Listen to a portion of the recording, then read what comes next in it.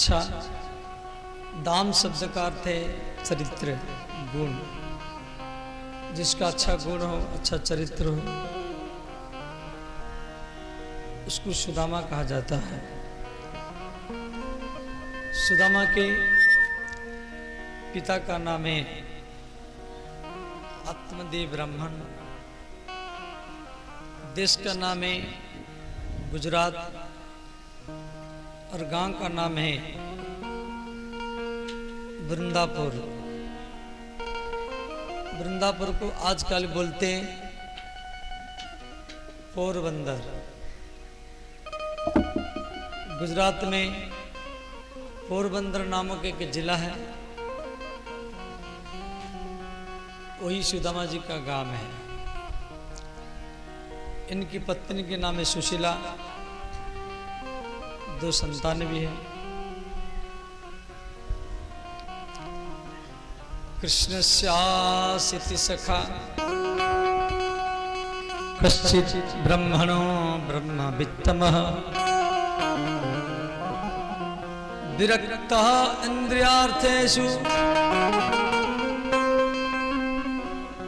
प्रशान्तात्मा जितेन्द्रियः।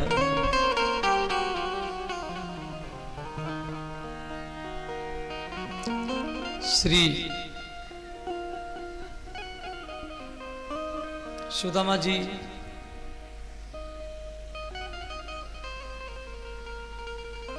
गरीब थे और गांव के बाहर में रहते थे।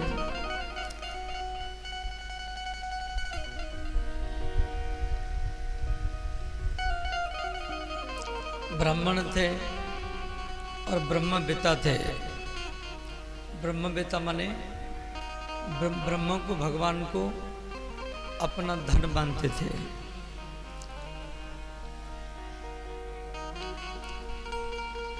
और ये विरक्त थे। हम लोग सोचते हैं जो घर द्वार छोड़ के चला जाता है वो विरक्त है। जो पत्नी को, माता पिता को छोड़ के चला जाता है वो विरक्त है। ये विरक्त का सामान्य अर्थ है। सच्चा विरक्त वह है जो इंद्रियों से विरक्त हो। आप पत्नी को, पुत्र को, माता पिता को छोड़ करके कहाँ भी रहो, आपको संसार का याद आएगा। इसलिए सुदामा जी पत्नी से, माता पिता से विरक्त नहीं, इंद्रियों से विरक्त थे। विरक्त इंद्रियार्थेषु, इनका इंद्रियां कभी बहिर्मुखी नहीं हुआ। गांव के बाहर में रहते थे। वर्षा ऋतु में घर गिर जाता था, ठंडी में ओढ़ने के लिए चादर नहीं था, खाने के लिए चावल आटा नहीं था, पहनने के लिए कपड़ा भी नहीं था। रात्रि के प्रथम प्रहर में जलाने के लिए मिट्टी तेल भी नहीं है। और घर में मिट्टी की कटोरी, मिट्टी के ग्लास, मिट्टी के थाल है। कई कई दिन तक भूखे रहते थे। फिर भी ये संतोषित थे, भीतर से संतोषित है। एक बार इनके पिता ब्राह्मण आत्मदेव ने कहा, पुत्र सुदामा, हम ब्राह्मण हैं, 5 घर से भिक्षा करना हमारा नियम है। मिले या न मिले, 6वां घर में नहीं जाना है।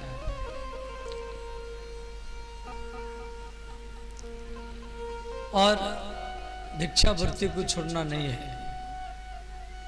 भिक्षा व्यक्ति को तितिक्षा, सहनशीलता सिखाता है। भिक्षा हर व्यक्ति कर नहीं सकता। भला बुराई सब सहन करना पड़ता है। पुत्र, विधाता ने मुझे तेरा पिता बनाया, परंतु तेरा आचरण, तेरा स्वभाव मैं जब याद करता हूँ तो मन में सोचता हूँ, यदि आप मेरे पिता होते तो अच्छा होता। इतना कह करके ब्राह्मण सुदामा के पिता आत्मदेव अपना मन को भगवान कृष्ण में लगाए। कृष्णाय वासुदेवाय देवकी नंदनाय च नंद गोप कुमाराय गोविंदाय नमो नमः। वो शरीर त्याग किए, उनका मृत्यु हुआ। सुदामा जी अपने पिता के शरीर को गोदी में लेकर के स्मशान में इधर उधर से कंडा लकड़ी इकट्ठा करके अग्नि संजोग किए। घर को आए, घर इनको अच्छा नहीं लगा। माता पिता के मरने के बाद में पुत्र को घर अच्छा नहीं लगता है। श्री सुदामा जी ब्राह्मण थे। ब्राह्मण 10 दिन में शुद्ध होता है, क्षत्रिय 12 दिन में, वैश्य 15 दिन में, शूद्र 25 दिन में। सुदामा जी पिताजी का सारा संस्कार किए। उसके बाद में देखो, पुत्र 60 वर्ष का हो या पिता 90 वर्ष का हो, यदि 60 वर्ष का पुत्र कुछ गलत काम किया है तो वृद्ध पिता अपने पुत्र के लिए समाज में जाके खड़ा हो जाता है और कहता है, मेरे पुत्र बालक है। पिता के सामने पुत्र बालक ही होता है।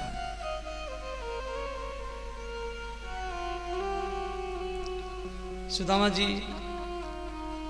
गांव के भीतर में भिक्षा लेने के लिए जा रहे हैं।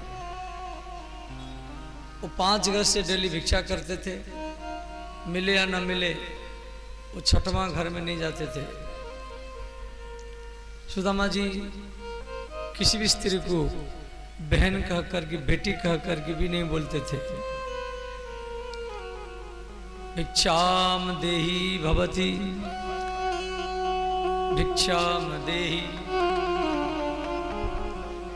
भिक्षाम देहि भवति, भिक्षाम देहि।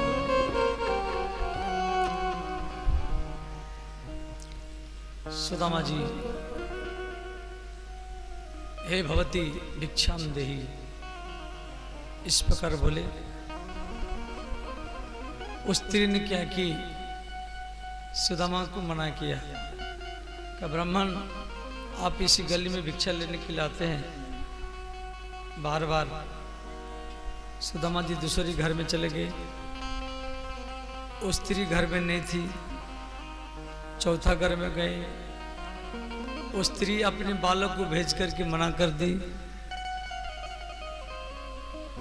सुदामा को 4 घर से भिक्षा नहीं मिला, सिर्फ एक घर रह गया। सुदामा जी अंतिम दरवाजा में जाकर खड़े हैं। भिक्षाम देहि भवति, भिक्षाम देहि। सुदामा जी आवाज लगाए, हे भवती, आपके गांव का ब्राह्मण सुदामा 5 घर से भिक्षा करना मेरा नियम है और 4 घर से मुझे भिक्षा नहीं मिला है। ये मेरा अंतिम घर है। मेरे झोली में आप 1 मुट्ठी भिक्षा देंगे तो आज ब्राह्मण के घर में रुषि होगा। उस स्त्री ने क्या की, किवाड़ लगा दी। सुदामा जी की झोली खाली है। सुदामा जी घर की ओर जा रहे हैं। इधर द्वारिका में भगवान कृष्ण बैठ करके रो रहे हैं। रुक्मिणी बोली, भगवान आप क्यों रो रहे हैं? भगवान बोले, देवी मेरा एक भक्त है, वो मेरा मित्र भी है, भक्त भी है। वो गांव में भिक्षा लेने के लिए गया, उसको भिक्षा नहीं मिला। उसकी पत्नी चूल्हा में हांडिया रख कर के जल गर्म करके बैठी है। वो पति का इंतजार कर रहे हैं। इस प्रकार द्वारिका में कृष्ण और रुक्मिणी बात कर रहे हैं और उधर सुदामा जी अपने घर में पहुंच गए। सुशीला देखा झोली में एक मुट्ठी भी चावल नहीं है।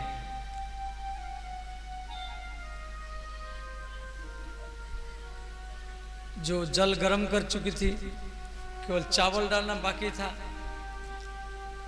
अंत में हांडिया को उठा करके दूसरी जगह में रखा। सुदामा जी एक मिट्टी की कटोरी में जल लिए, भगवान कृष्ण को भोग लगाए तुलसी डाल करके, और वो जल को अपने बच्चों को पिलाया। कृष्णस्यासिति सखा कश्चित् ब्रह्मणो ब्रह्मवित्तमः विरक्तः इंद्रियार्थेषु प्रशान्तात्मा जितेन्द्रियः। उसी जल को सुदामा जी अपने बच्चों को पिलाया। बच्चे दिन भर जल पी करके रहे, रात में भी जल पी करके सोए। दूसरे दिन दोनों बच्चे खेलने के लिए जाते हैं। एक पड़ोसन घर की स्त्री अपने बच्चों को गैया का दूध पिला रही थी। सुदामा जी के दोनों बच्चे अपनी माँ को बोले, माता हमको दूध चाहिए। सुशीला एक पड़ोसी ने घर में गई, एक मुट्ठी आटा मांगा, एक मिट्टी की कटोरी में जल लाई, आटा को मिलाया, हाथ घुमाया, जल सफेद बन गया। सुशीला अपने बच्चों को बोली, बेटे ये गैया का दूध है, अब इसको पी जाओ। आटा जल में आटा मिला करके बच्चों को दूध कह करके पिलाती थी। इतना गरीब था। श्री सुदामा जी हाट में भी जाते थे, सब्जी का बाजार। रुपया नहीं, खरीद क्या करेंगे? वो बाजार में जाकर के किसी पेड़ के नीचे भागवत रामायण गीता पाठ करते थे। शाम को सब्जी दुकान वाले सड़ा हुआ आलू, सड़ा हुआ टमाटर, सड़ा हुआ बैगन फेंक देते थे। सुदामा जी उन सड़े हुए सब्जियों को इकट्ठा करते थे, घर में चाकू से काटते थे। उसमें जो अच्छा अच्छा सब्जी निकलता था उसको रोसे बना करके भगवान का भोग लगाते थे। और कोई अतिथि अभ्यागत मान लो आ गया तो उसको भी पवाते थे, बाद में स्वयं पाते थे। ये सुदामा जी का बाजार है। सुदामा जी का खेती कैसा है? सुदामा जी की कोई खेत नहीं है। जो खेत वाले किसान वाले धान है, गेहूं है, मकई है, इकट्ठा करके लाते थे। उनके खेत में जो पड़ा रहता था धान, गेहूं, मकई, जिसको भागवत में कहा गया शिला, परंतु बिहार की भाषा में बोलते लोढ़ा। सुदामा जी लोढ़ा इकट्ठा करके अपनी जीविका चलाते थे। कोई किसान के मन में दया आती थी, आखिर मेरे गांव का ब्राह्मण है, विद्वान है, खेत नहीं होने के कारण दिन भर लोढ़ा इकट्ठा करता है। कोई किसान एक शेर अन्न दान करता था। सुदामा जी झोली फैला करके खड़े रहते थे, भगवान को याद करते थे। भगवान ने मेरे झोली में एक शेर अनाज दान किया है, आप इसके ऊपर कृपा बना रखना। सुदामा जैसा निष्किंचन ब्राह्मण उसी व्यक्ति का धन स्वीकार करेगा जिसके ऊपर भगवान की कृपा हो। दान देने वाला अन्नदान, कपड़ा दान, रुपया दान करता है, पर जो दान लेता है उसको अपने भागवत, संयम, रामायण, गीता, हवन, पूजा पाठ सब कुछ दान करना पड़ता है। हम किसी ब्राह्मण को दान किया, आपके दिए हुए रोटी सब्जी चावल उसकी शरीर में जाकर ही खून बनता है, रक्त बनता है। उसी रक्त से, खून से वो जो भागवत, रामायण, गीता या गायत्री मंत्र जाप करता है उसका लाभ उसको मिल जाता है जो उसको भोजन पवाया है। इसलिए हमारे सनातन धर्म में ये सब विधान दिया गया है। तो सुदामा जी रात रात भरी भगवान का भजन करते थे। पूरी जिस रात को एक विषयी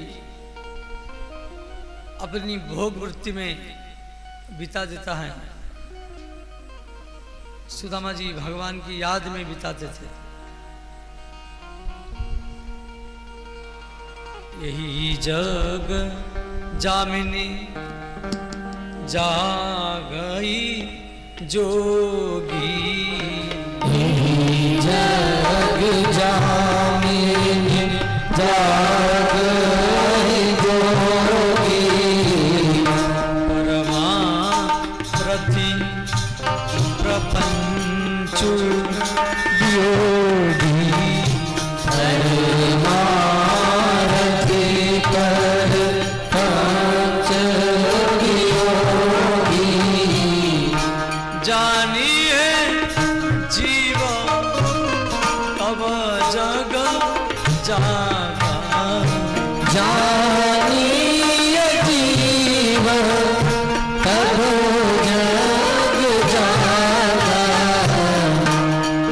सब विषय विलास विरागा,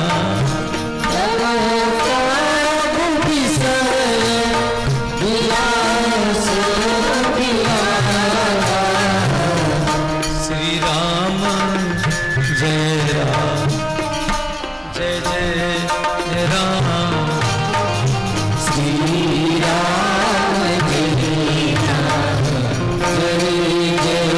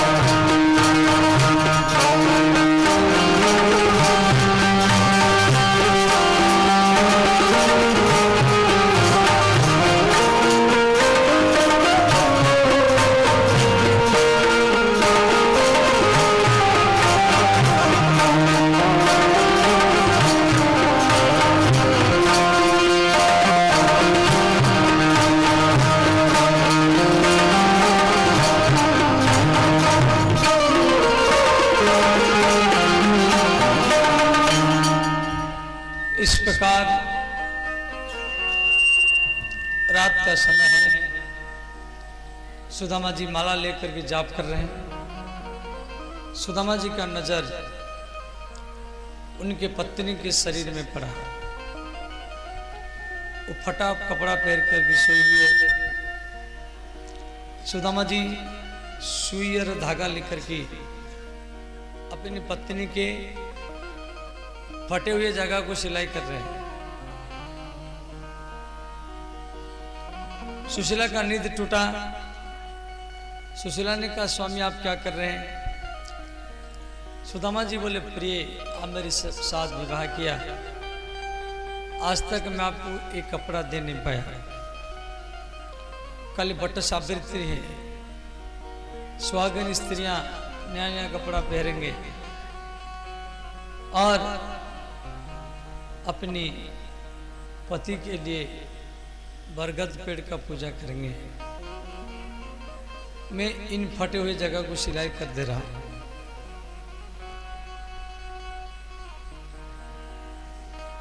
सुशीला ने कहा, स्वामी मैं इतना अभागिनी हूं, मैं जब से आपके घर में आई हूं आपको कभी भी पेट भर के भोजन नहीं दिया। मेरे कारण आप गरीब में जिंदगी जी रहे हैं।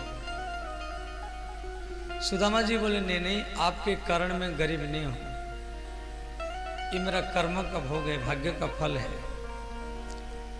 सुदामा के गरीब होने का क्या कारण है? यदि सुदामा जी बहुत बड़े विद्वान हैं, गुरु संदीपनी विद्यालय का सबसे प्रथम और मेधावी शिष्य छात्र थे। गुरु जी कोई प्रश्न करते थे, पहले सुदामा जी सुनाते थे। श्री कृष्ण और सुदामा दोनों गुरु संदीपन के विद्यालय में जब पढ़ते थे, पहले प्राचीन युग में गुरुकुल जो था उसी में सेवा करना पड़ता था। आज भी वृंदावन में जितना भी गुरुकुल है सब में खेती है, गैया भी है। विद्यार्थियों को गौ सेवा या खेती का सेवा करना पड़ता है। तो गुरु संदीपनी सुदामा को, कृष्ण को बोले, जो कल रोषेई करने के लिए लकड़ी नहीं है, अब आप लकड़ी लेने के लिए जाओ। तो सुदामा और कृष्ण दोनों लकड़ी इकट्ठा करने के लिए गए। तो संदीपन की पत्नी बोली, ये चना ले जाओ, भूख लगेगा तो खा लेना। एक मुट्ठी चना सुदामा के लिए और एक मुट्ठी चना कृष्ण के लिए दिया। भगवान कृष्ण अंतर्यामी है। उस सुदामा को बोले, मित्र मेरे बेट की चना रखो, हम बाद में खाएंगे। दोनों मुट्ठी चना सुदामा के पास में रहा। दोनों मित्र अलग अलग जगह में लकड़ी इकट्ठा किए। भयंकर बारिश हुआ, चारों तरफ पानी पानी भर गया। सुदामा जी को भूख लगा। सुदामा जी चना को निकाले। पहले तो अपनी बटकी चना निकाले, देखे इस चना में किसी तपस्विनी का, किसी ब्रह्मचारिणी का अभिशाप लगा हुआ है। वो चना के बारे में कथा है। एक तपस्विनी ब्रह्मचारिणी जंगल में तपस्या करती थी और गांव का एक व्यक्ति उसको डेली चना देता था खाने के लिए, 2 मुट्ठी चना। और वह तपस्विनी वो चना को कुटिया में टांग करके नहाने के लिए गए। तो 2 चोर आए, देखे इसमें कुछ बंधा हुआ है, सोना चांदी शायद। तो देखे चना बंधा हुआ है। तो दोनों चोर वो 2 मुट्ठी चना को गुरु संदीपन के विद्यालय में फेंक दिए।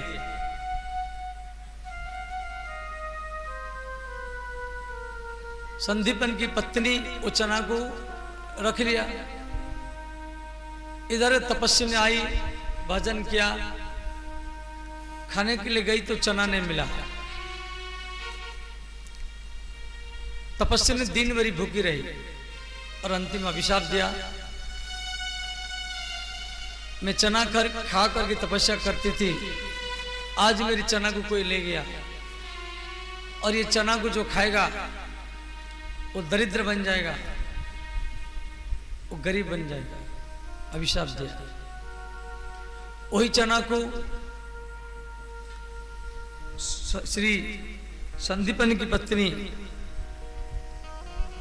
1 मुट्ठी चना कृष्ण को दी थी और 1 मुट्ठी चना सुदामा को दी थी। सुदामा जी बहुत बड़े ज्ञानी है, जिनको ऋग्वेद, यजुर्वेद, सामवेद, अथर्ववेद याद है। सुदामा जी अपनी चना को निकाले, देखे इसमें काला पड़ा हुआ है। सुदामा जी अपनी चना को खा गए। सुदामा जी फिर कृष्ण के बट की जो चना था वो सुदामा के पास रखा हुआ था। सुदामा जी वो चना को निकाले और वो भी देखे इसमें भी काला पड़ा हुआ है, अभिशाप लगा हुआ है। सुदामा जी सोचे ये चना को मेरा मित्र कृष्ण खाएगा तो दरिद्र बन जाएगा, परंतु मैं अपने मित्र का सच्चा मित्र हूं। भले मैं दरिद्रता में जिंदगी बिता लूंगा, परंतु मैं कृष्ण को दरिद्र बनने नहीं दूंगा। सुदामा जी जान करके कृष्ण के बट के चना खा गए, 2 मुट्ठी चना खाए।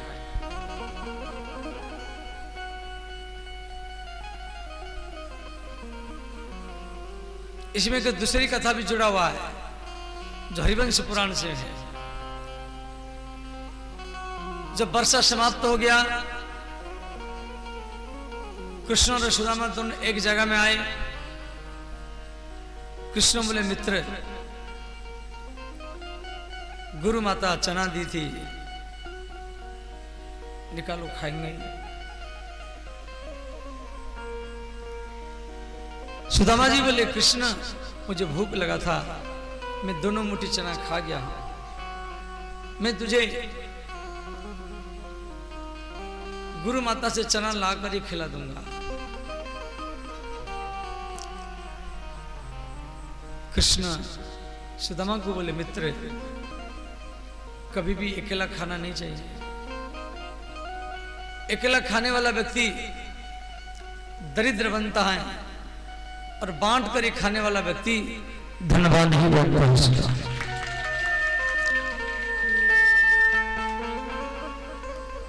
सुदामा के दरिद्र होने का यही 2 कारण था। सुदामा जी ये बात को अपनी पत्नी को बता रहे हैं रात में, जी प्रिय भाग्य मेरा साथ दे नहीं रहा।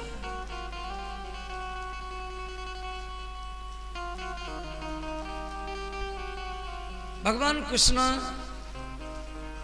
सुदामा को जान करके दरिद्र रखे थे।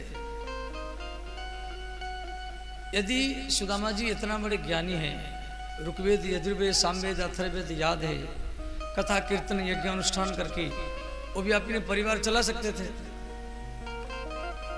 परंतु भगवान को मंजूर नहीं था। भगवान की इच्छा थी एक दरिद्र व्यक्ति के साथ, एक गरीब व्यक्ति के साथ मैं कैसे मित्रता निभाता हूं, ये शिक्षा मुझे समाज में देना है। इसलिए भगवान कृष्ण सुदामा को ही चुन करके रखे थे। श्री सुदामा की पत्नी सुशीला बोली, स्वामी आप धन के लिए नहीं, आप अपने मित्र के दर्शन के लिए तो जाओ। अयम ही परम लाभो उत्तम श्लोक दर्शनम इति संचित्य मनसा गमनाय मतीं ददे।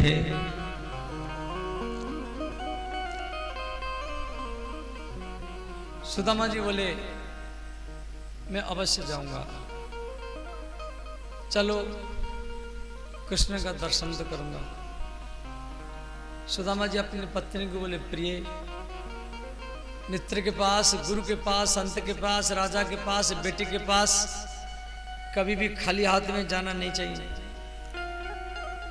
कुछ है तो लाओ। सुशीला देखा घर में एक भी चावल नहीं है। सुशीला एक पड़ोसिनी के घर में गई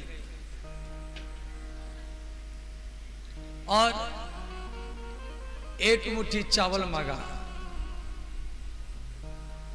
दूसरी घर में गई, वहां भी एक मुट्ठी चावल मांगा। तीसरी घर में गई, एक मुट्ठी चावल। चौथा घर में गई, एक मुट्ठी चावल। सुशीला 4 घर में गई, 4 घर में 4 मुट्ठी चावल लाई।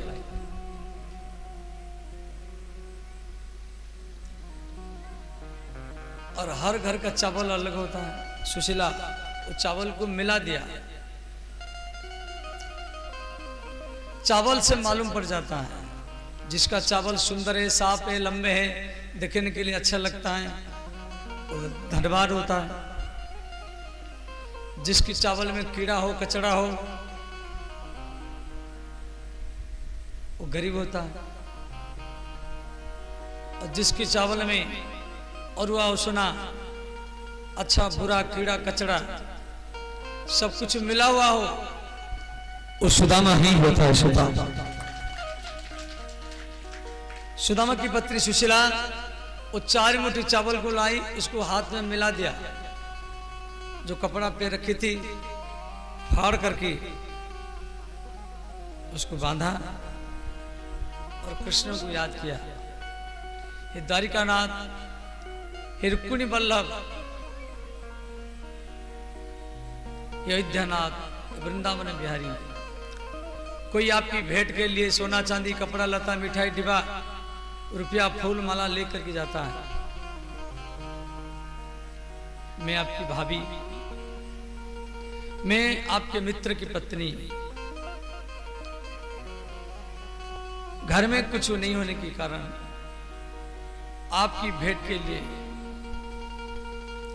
ये 4 मुट्ठी चावल मांग करके आपकी भेंट में भेज रहा, और आप इसी चावल से पकड़ लेना। आपका मित्र कैसे जिंदगी जीता होगा। सुशीला वो चावल को सुदामा को दिया। उसमें अपने घर की स्थिति, परिस्थिति सब कुछ बता दिया।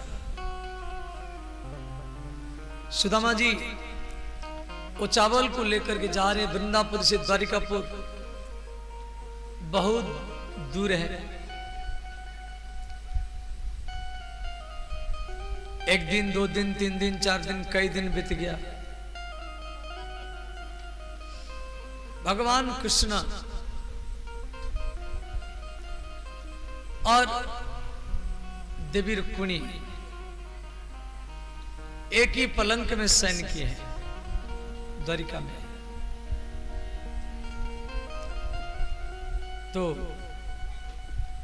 प्रातःकाल हुआ, श्री कृष्ण अपना नित्य कर्म करने के लिए चले गए। मुख धोना, हाथ पैर धोना। देवी रुक्मिणी भगवान के गद्दा, बिस्तार, तकिया, चद्दर, कंबल इकट्ठा किया। श्री कृष्ण के सिर के नीचे जो तकिया है वो पूरा भीगा हुआ मिला। 1 दिन, 2 दिन, 3 दिन, 4 दिन, 5 दिन। रुक्मिणी मैंने विचार की, द्वारिकाधीश मेरे पास में सोते हैं, इन गद्दा कंबल चद्दर सब अच्छा मिलता है, और सिर के नीचे जो तकिया है वो भीग जाता है। तकिया भीगने का क्या उद्देश्य है? रुक्मिणी अनुमान किया, बोली नहीं। रुक्मिणी अनुभव किया, शायद ये रात में किसको याद करके रोते हैं और इनके आंसू से ये तकिया भीग जाता है। भगवान कृष्ण रुक्मिणी के पास में तो सोते थे, परंतु तकिया के ऊपर हाथ और हाथ के ऊपर मस्तक, मस्तक के ऊपर चद्दर ओढ़ करके, हाँ मित्र सुदामा, हाँ मित्र सुदामा, इस प्रकार रात रात भरी वो रोते थे। मित्र तपस्विनी के, ब्रह्मचारिणी के अभिशाप लगा हुआ चना मित्र आप मुझे पाने नहीं दिया। आप अपनी बटकी चना तो पाया, मेरे बटकी चना भी आप पाया। मित्र मेरे दरिद्रता को आप अपने ऊपर ले लिया। आज मैं सोने की द्वारिका का मालिक हूं। मित्र ये आपके आशीर्वाद है। आप मुझे सोने की द्वारिका के मालिक बनाने के लिए सारा ब्रह्मांड के दरिद्रता को आप अपने ऊपर जान करके ले लिया। ये सब याद करके श्री कृष्ण रात रात भर रोते थे और उनके आंसू से ये तकिया भीग जाता था। इधर श्री सुदामा जी एक नदी के किनारे में जाके बैठे। अब नदी कैसे पार करेंगे? पास में देने के लिए कुछ नहीं है। 1 घंटा 2 घंटा 3 घंटा 4 घंटा इंतजार किए। अंतिम में सुदामा जी एक नाव में जाकर के बैठ गए और ऐसा जगह में बैठे जहां पर कोई नहीं बैठेगा। केवल मल्लाह सबसे रुपया असुला और सुदामा जी एकदम किनारे में बैठे। सुदामा जी मन में सोच रहे हैं केवल उसका जीविका है, वो सबसे रुपया मांग रहा है, मेरे पास आएगा मुझे भी मांगेगा, मेरे पास देने के लिए नहीं है, मुझे निकाल देगा, डांट फटकारेगा। ऐसे सुदामा जी सोच रहे। इतने में केवट ब्राह्मण, सुदामा का ब्राह्मण, रुपया दीजिए। सुदामा जी बोले भैया मेरे पास देने के लिए कुछ नहीं है, मैं अपने मित्र के पास से मिलने के लिए जा रहा हूं, मुझे मालूम नहीं था जो रास्ता में नदी पड़ेगा, तू मुझे नदी पार करा देगा तो मैं जिंदगी भरी तुझे याद रखूंगा। केवट ने कहा ब्राह्मण नाव से उतर जाओ।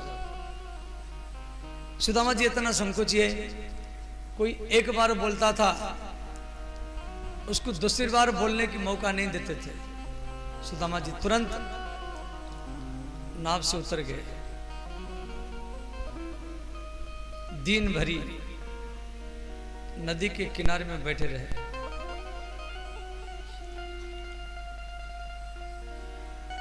संध्या हुआ, भगवान कृष्ण उदास में बैठे हैं। रुक्मिणी बोली भगवान आप इतना उदास क्यों हैं?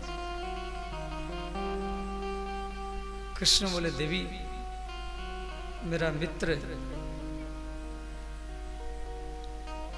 नदी के किनारे में बैठा है, वो एक नाव में बैठा था परंतु पास में कुछ नहीं होने के कारण केवट मल्लाह उसको नाव से उतार दिया है। वो भूखे प्यास में बैठा है। भगवान एक केवट का रूप बना करके, मल्लाह का रूप बना करके सुदामा के पास में आए। बोले ब्राह्मण देव आप मेरे नाव में बैठो, हम आपको नदी पार कराएंगे।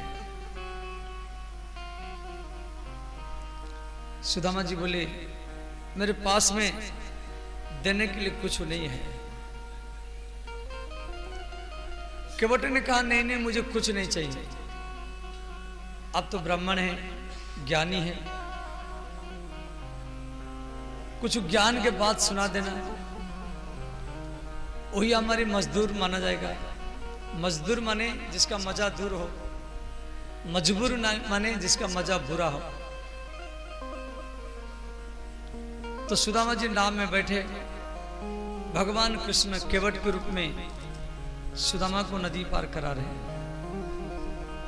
और सुदामा जी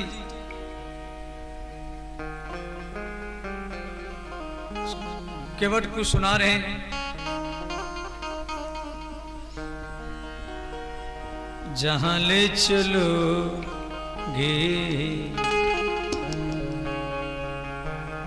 वही मैं चलूंगा, जहां ले चलोगे वही मैं चलूंगा, जहां ले चलोगे वही मैं चलूंगा, जहां ले चलोगे वही मैं चलूंगा, जहां नाथ राखोगे, जहां नाथ राखोगे वही मैं रहूंगा, जहां ले चलोगे वही मैं चलूंगा, जहां ले चलोगे वही मैं चलूंगा।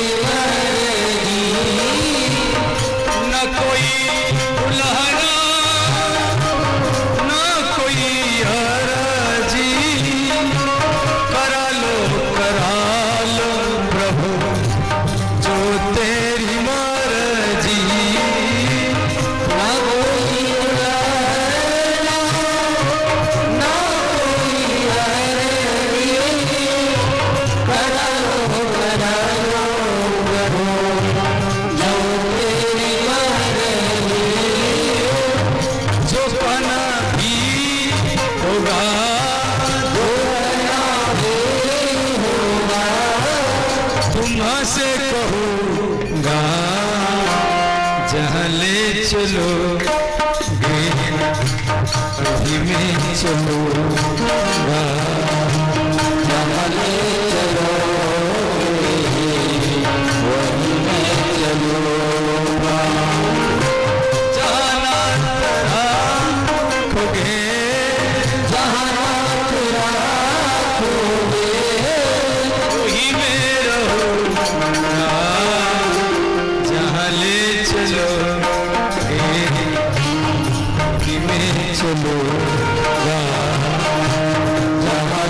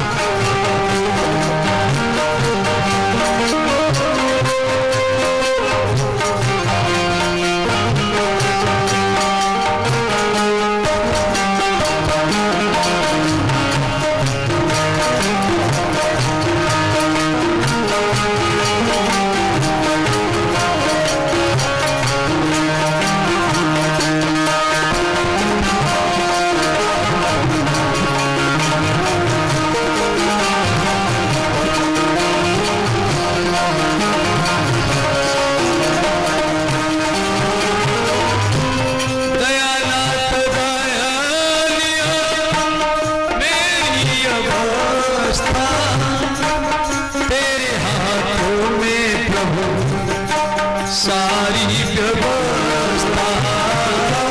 दयानाथ दयानिया मेरी अवस्था तेरे हाथों में प्रभु सारी व्यवस्था। दयानाथ दयानिया मेरी अवस्था तेरे हाथों में प्रभु सारी व्यवस्था।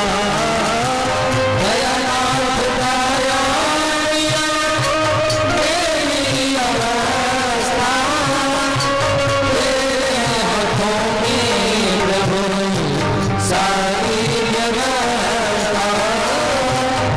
सहोगे जो कुछ सहोगे जो उसी से सहूंगा। जहाँ में चलोगे वहीं में चलूँगा। जहाँ में चलोगे वहीं में चलूँगा। रखोगे जहाँ रखोगे वही में रहूंगा। जहाँ में चलोगे वहीं में चलूँगा। जहाँ चलोगे वहीं में चलूँगा।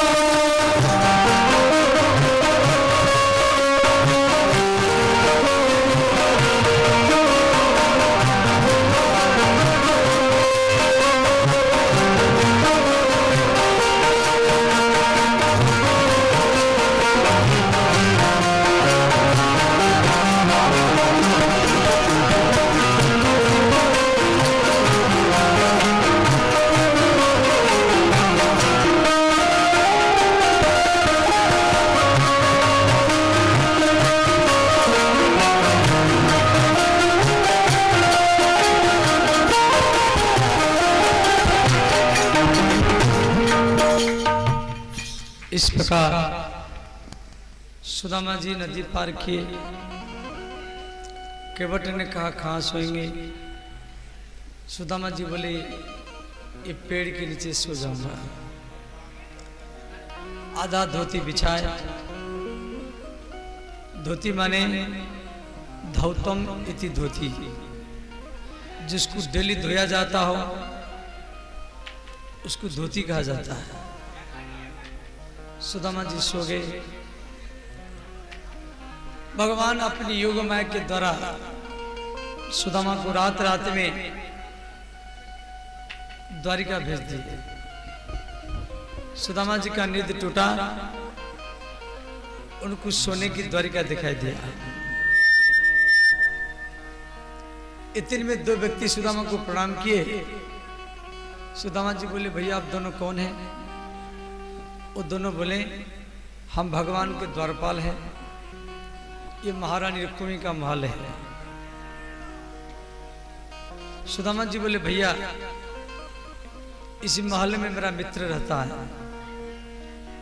द्वारपाल ने कहा आपका मित्र का नाम क्या है? सुदामा जी बोले मेरे मित्र का नाम कृष्ण है। द्वारपाल ने कहा आप तो एक गरीब ब्राह्मण हैं और भगवान द्वारिकाधीश को आप अपना मित्र कहलाते हैं, आप पागल तो नहीं है? चले जाओ, बाद में आना। सुदामा जी उदास हो गए, दरवाजा के किनारे में बैठ गए, रोने लगे। द्वारपाल देखा ब्राह्मण रो रहा है।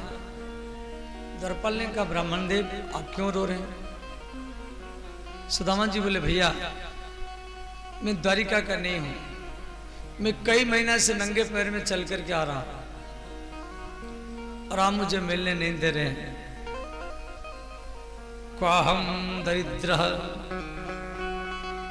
पापियान क्व कृष्ण श्री निकेतन। कहा मैं एक दरिद्र पापी हूं और कहा कृष्ण सोने की द्वारिका का मालिक है।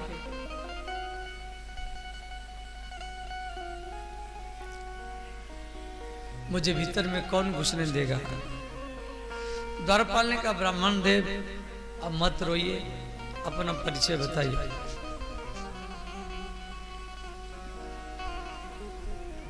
सुदामा जी बोले मैं वृंदापुर का रहने वाला हूं, जाति में ब्राह्मण हूं, मेरा नाम सुदामा है, कृष्ण के बचपन का मित्र हूं। द्वारपाल महल के भीतर में गया। भगवान कृष्ण बैठे हैं, रुक्मिणी सत्यभामा मित्रा लक्ष्मणा भद्रा कालिंदी जाम्बवती कृष्ण के अष्टपटरानी, कोई जल पिला रहे, कोई पंखा कर रहे हैं। और द्वारपाल जाकर के प्रणाम किया। द्वारिकाधीश के चरण में द्वारपाल का प्रणाम स्वीकार हो। भगवान बोले बताओ क्या बताना चाहते?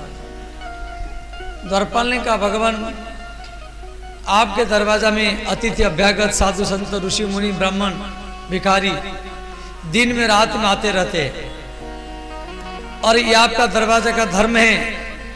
आज तक आपके दरवाजा से कोई भी खाली हाथ में नहीं गया है। और ये एक ऐसा ब्राह्मण है गुजरात प्रांत से चल करके कई महीने से आया है, उसका नाम सुदामा है। भगवान जैसे सुने मेरा मित्र सुदामा मेरा दरवाजा में खड़ा है, भगवान तुरंत छलांग लगा दिया। मुकुट गिर गया, जूता गिर गया, दुपट्टा गिर गया। भगवान भागते हुए चले गए। द्वारिका के लोग कभी घबरा गए। भगवान के पास में कई ब्रह्मा, कभी इंद्र, कई वरुण, ऋषि मुनि, राजा महाराज आते मिलने के लिए। भगवान द्वारिकाधीश इस प्रकार कभी भागते हुए नहीं गए जिस प्रकार आज सुदामा से मिलने के लिए ही भाग रहे हैं। भगवान भीतर से भागते हुए गए। सुदामा जी देख रहे हैं कृष्ण भागता हुआ मेरे ओर आ रहा है। सुदामा जी भी रह नहीं पाए। दोनों मित्र दोनों को भर करके ही आलिंगन की सुदामा। बोले श्री भक्तवत्सल भगवान की जय, सुदामा जी महाराज की जय। भगवान कृष्ण सुदामा कृष्ण को दोनों को आलिंगन किए। आलिंगन समझाते छाती से छाती मिलाना, एक दूसरे को बराबर मानना। भगवान कृष्ण का भरपूर शरीर है, सुदामा का हड्डी हड्डी शरीर है। वह श्री कृष्ण सुदामा को आलिंगन किए। सुदामा के पीठ में भगवान हाथ घुमाए, हड्डियां। भगवान समझ गए जो मेरे मित्र को पेट भर के भोजन नहीं मिलता है। कृष्ण क्षत्रिय है, यदुवंशी क्षत्रिय है, सुदामा ब्राह्मण है। भगवान सुदामा के चरण को पकड़ने के लिए झुक गए, परंतु सुदामा जी कृष्ण को झुकने नहीं दिए, तुरंत पकड़ करके उठा लिए। सुदामा जी कृष्ण की छाती में, भुजा में कछु घावों के चिन्ह देखे। बोले मित्र आपके छाती में, भुजा में ये सब घाव के चिन्ह है। मालूम पड़ता है अभी अभी आप महाभारत युद्ध करके आए हैं और ये घाव का चिन्ह अभी भी नहीं मिटा है। मित्र अपनी शरीर का ख्याल रखो। पितामह भीष्म के गुरु द्रोणाचार्य के कर्ण का जो तीक्ष्ण बाण आपके शरीर को घायल किया है, वो घाव का चिन्ह अभी भी नहीं मिटा है। भगवान कृष्ण उस समय अर्जुन का याद किए। अर्जुन भी कृष्ण का मित्र है और सुदामा भी कृष्ण का मित्र है। अर्जुन कृष्ण को सारथी में बैठाया। रथ में दो होते हैं, एक रथी एक सारथी। रथी ऊपर होता है, सारथी नीचे होता है। रथी का पैर सारथी के कंधा के पास होता है। तो अर्जुन रथी है, कृष्ण सारथी है। अर्जुन कृष्ण के कंधा में, पीठ में, पैर के लात में संकेत करता था, रथ को बाएं तरफ भगाओ, दाएं तरफ भगाओ, आगे भगाओ, पीछे भगाओ। तो पैर की लात में संकेत करना पड़ता था।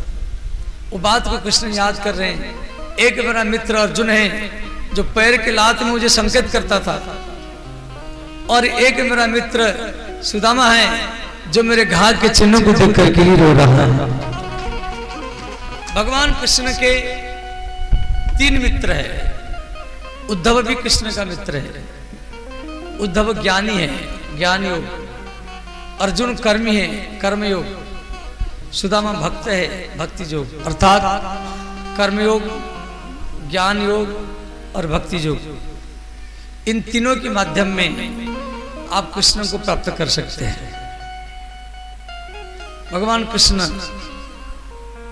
रथ मंगाए, ढोल मंगाए, सुदामा को रथ में बैठाए, ढोल नागड़ा के साथ, फूल के साथ कृष्ण सुदामा को स्वागत करते हुए रुक्मिणी के महल में ले गए और रुक्मिणी के पलंग में, सोने की पलंग में लेके बैठाए। सुदामा जी मना किए, बोले मित्र इसी पलंग के लायक मैं नहीं हूं, मैं नीचे बैठूंगा। भगवान कृष्ण जिस पलंग में कभी अर्जुन को नहीं बैठाए, कभी उद्धव को नहीं बैठाए, कभी बलराम जी को नहीं बैठाए, और उसी पलंग में आज सुदामा को लेकर के बैठा है। और सुदामा जी संकोच कर रहे हैं। भगवान कृष्ण नीचे है, सुदामा जी पलंग के ऊपर है। भगवान कृष्ण रुक्मिणी को बोले देवी थोड़ा जल लाओ, हम अपने मित्र के चरण को धोएंगे। रुक्मिणी सोने की कलश में जल लेकर के खड़ी है और बार बार कह रहे हैं जल लीजिए, जल लीजिए, जल लीजिए, मित्र के चरण को धोइए। और भगवान कृष्ण सुदामा के चरण को देख रहे हैं। मिट्टी लगा हुआ चरण, धूली लगा हुआ चरण, हड्डी हड्डी चरण, फफोला पड़ा हुआ चरण।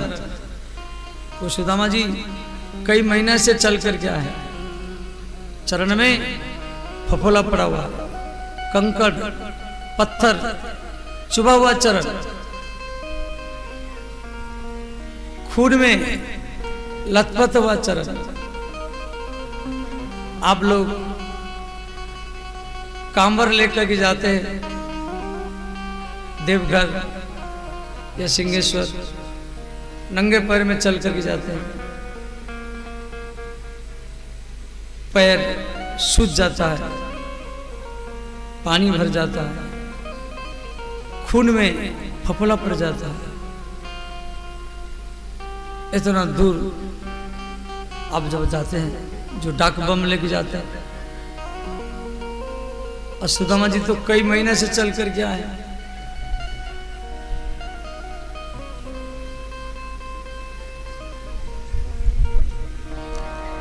झलक झलकत सुदामा के पैर में इतना फफोला पड़ा हुआ है, वो झलक रहा है, पानी भर गया है।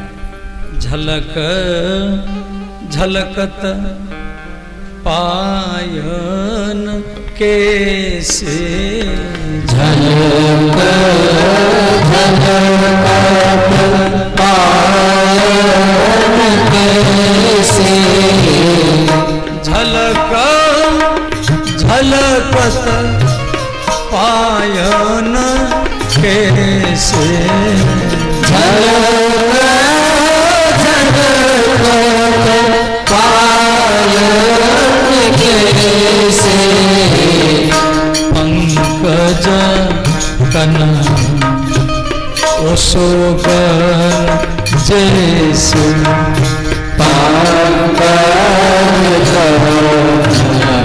वसुमान जैसे श्री राम जय जय जय राम श्री राम जय राम जय जय राम।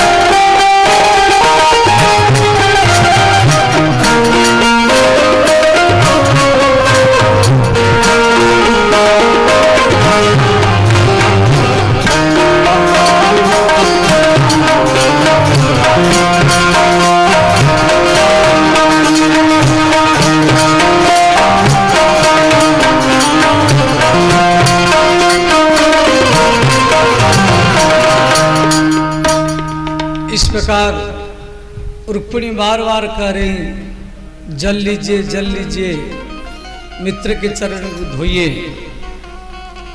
भगवान रुक्मिणी के सोने की कलश का जल भूल गए। कृष्ण सुदामा के चरणों को अपने हाथ में ले रखे। भगवान रो रहे।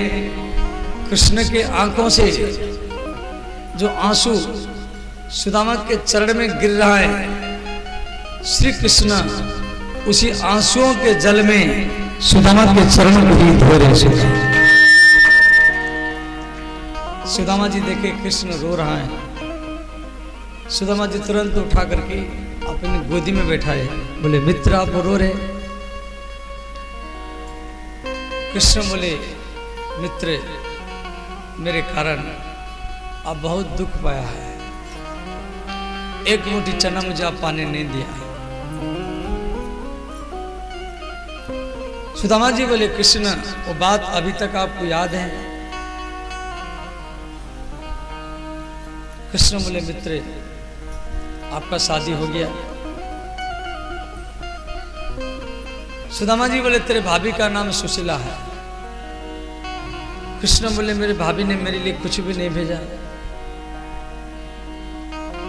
सुदामा जी वो चावल को कान के नीचे, जांग के नीचे, तकिया के नीचे इधर उधर छुपा रहे हैं। सुदामा जी संकोच कर रहे हैं कि वो लाखों करोड़ व्यक्ति देख रहे हैं, मैं इनको कैसे दूं? मेरा मित्र का इज्जत नीचे गिर जाएगा। भगवान समझ गए कि मेरे मित्र संकोच के कारण दे नहीं रहा। भगवान क्या किए, सुदामा के कान से चावल को खींच लिए। सुदामा की पत्नी तो 4 मुट्ठी चावल दी थी, परंतु भगवान का हाथ में वो 3 मुट्ठी हुआ, जो भगवान का भरपूर शरीर है। एक मुट्ठी पाए, दूसरी मुट्ठी पाए, तीसरी मुट्ठी पाने के लिए जा रहे हैं। देवी रुक्मिणी भगवान का हाथ को पकड़ लिया। रुक्मिणी वो चावल को अपने हाथ में ले लिया। अनंत ब्रह्मांड के मालकिनी रुक्मिणी वो चावल को हाथ में लेके देखा, कहा, भगवान देखो ये चावल कैसा है, इसमें अरुआ उसना सब मिला हुआ है। मालूम पड़ता है आपके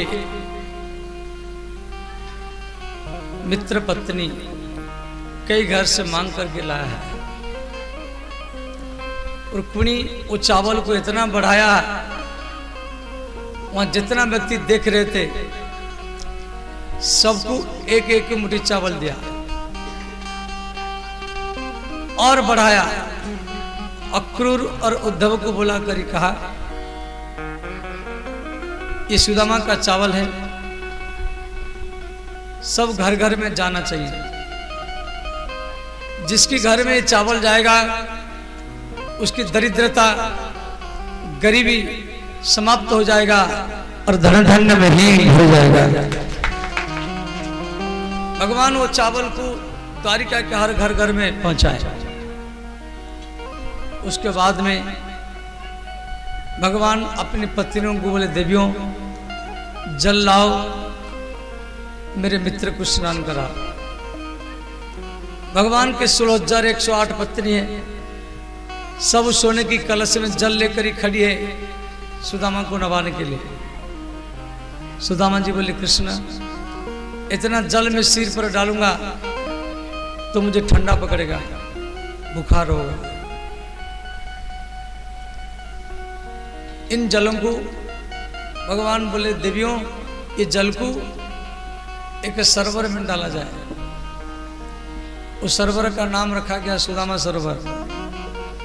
कृष्ण और सुदामा उसी सरोवर में स्नान किए, महल में आए। 56 प्रकार का व्यंजन बना गया। कृष्ण और सुदामा के बीच में 56 प्रकार का भोग रखा गया और कृष्ण सुदामा को, सुदामा कृष्ण को दोनों को जल पिलाए, मित्रता का धर्म निभाए। उसके बाद में श्री कृष्ण सुदामा को रोकने के लिए वहां राम कथा रखे, वाल्मीकि रामायण की कथा। सुदामा जी द्वारिका में वाल्मीकि रामायण की कथा सुनाए। भगवान कृष्ण रामायण नाटक खेले। अंतिम में सुदामा जी के नाम पर भंडारा हुआ। द्वारिका के लोग भोजन किए। भगवान कृष्ण विश्वकर्मा को बोले, विश्वकर्मा जी आप मेरे मित्र के लिए एक सोने के महल बनाओ। विश्वकर्मा वृंदापुर, गुजरात में वृंदापुर में पहुंचा।